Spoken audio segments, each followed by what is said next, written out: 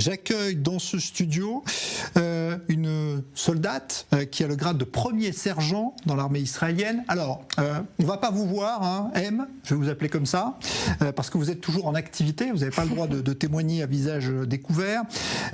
Mais bon, vous allez nous raconter votre histoire quand même, de dos. Merci d'être là, bonsoir à vous.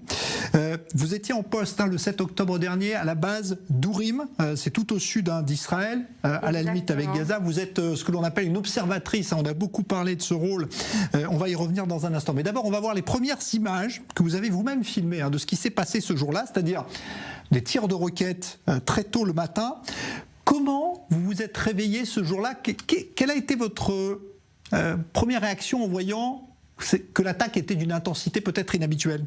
Alors, au premier moment, on n'a pas compris vraiment l'ampleur des choses et comment ça a commencé. C'était plus pour nous une attaque normale. En tant qu'observatrice, surtout à la frontière de Gaza, on a l'habitude de ça, des roquettes, des alertes, des tirs, c'est des trucs qu'on est habitué. Et c'est vraiment qu'après 1 heure qu'on a compris que c'était quelque chose de pas normal, quelque chose qu'on n'a jamais vécu et qu'on ne verra pas encore une fois, en fait. Alors, on va expliquer qu'en tant qu'observatrice, vous n'êtes pas armée dans votre service quotidien. Non, du tout. Ce Shabbat-là, oui, j'étais armée parce que je devais faire des gardes, ce qui a aussi aidé pour la sécurité, ma sécurité et la sécurité de 15 soldats qui étaient quand même avec moi. Et c'est ce qui nous a aidé à tenir le coup, en fait, et à pas baisser les bras, même s'ils étaient dans notre base, même s'ils étaient juste à côté. C'est ça qui nous a donné la sécurité, en fait, de rester. Alors racontez-nous ce qui s'est passé, parce qu'effectivement cette base d'Ourim a été l'une des bases attaquées par des terroristes. Vous avez compris très vite qu'ils étaient dans la base? Non, on a compris vers 7h30, après donc 1h30 quand même à peu près enfermés dans un des bunkers de la base. On a entendu des tirs et c'est à ce moment-là que je me suis dit ok, il y a quelque chose de pas normal qui se passe. J'ai appelé mon officier pour voir exactement ce qui se passe, genre il y a quoi? Et c'est à ce moment-là qu'il me dit il y a une infiltration de 15 terroristes d'une unité d'élite en fait du Hamas, ça s'appelle les Nourba, qui se sont donc infiltrés. Et c'est là que j'ai tout compris et que je me suis dit il faut que je laisse mes émotions de côté et en tant que sergente donc que je commence à réagir et à faire ce que je dois faire. Donc c'est ce qui s'est passé. Alors qu'est-ce que vous avez fait justement? C'est quoi la procédure? Parce que c'est une situation inédite, j'imagine, même si vous êtes peut-être entraîné. Qu'est-ce qu'on vous a demandé de faire à ce moment-là? Alors on m'a pas vraiment demandé de faire quelque chose de très concret. C'était plus moi en tant que personne. J'ai décidé donc de charger mon arme, de me mettre à front. J'étais devant la porte donc du bunker, prête en fait à attendre la mort, à attendre qu'on vienne, à attendre qu'ils arrivent.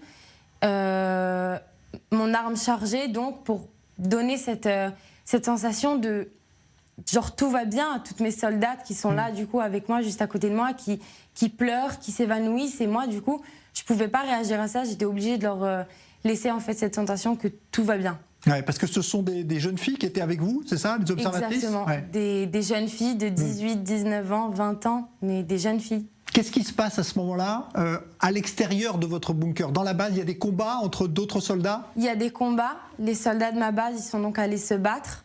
Un combat qui a duré plus de 5 heures. Ça a pris du temps jusqu'à ce qu'on nettoie toute la base en fait, de terroristes, qu'on vérifie qu'il n'y ait rien, qu'on sauve tout le monde. Et seulement après 9 heures, ils sont venus nous sortir donc de ce bunker qu'on était quand même pendant des heures, sans eau, sans toilette, sans nourriture, sans rien. Et est-ce que les terroristes se sont approchés de votre bunker à un moment? Est-ce qu'ils ont essayé d'y rentrer? Alors, on a entendu des pas plusieurs fois. Je ne sais pas vraiment qui était là à ce moment-là. Je sais qu'ils sont passés à côté. Et c'est une chance, en fait, qu'ils ne soient pas rentrés dedans. C'est juste une chance, en fait. Le bilan sur la base d'Ourim, il est lourd. Je crois qu'il y a eu malheureusement beaucoup de pertes. On a eu plus de 15 pertes.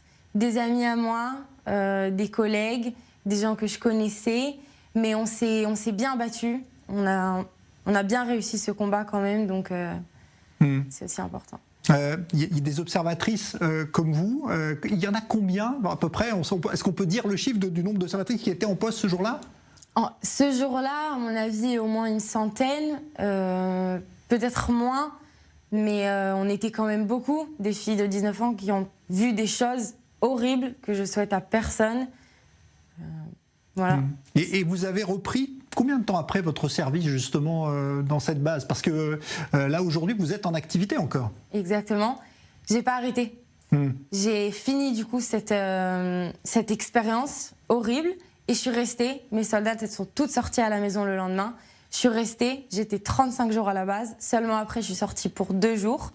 Et jusqu'à aujourd'hui j'ai décidé de rester en tant que réserviste, de donner tout ce que je peux pour continuer à donner à mon pays et pour pouvoir ramener la sécurité des habitants qui habitent dans les kibbutzim qui sont juste à côté de la frontière. On a beaucoup dit que les observatrices, justement, avaient peut-être remarqué des choses anormales les mois précédents, les semaines précédentes ce 7 octobre. Est-ce que ça a été votre cas avec votre groupe, votre unité? Est-ce que vous aviez remarqué des choses anormales du côté de Gaza? On a toujours vu des choses, des entraînements, etc. Mais moi, je ne suis pas quelqu'un qui peut décider ce qui est normal, ce qui n'est pas normal. On me dit en fait un peu ce qui est normal, ce qui n'est pas normal. Et je pense que tout le monde a été un peu surpris. Et aujourd'hui, plus notre mission, c'est pas de regarder ce qui n'a pas été bien, c'est de faire maintenant les choses de la meilleure des façons pour pouvoir maintenant ramener la sécurité en Israël. Et c'est ce qu'on fait jusqu'à aujourd'hui. Bon, vous vous considérez comme une miraculée au regard de ce qui s'est passé ce jour-là? On peut dire ça, oui, on peut dire ça. Je dis merci.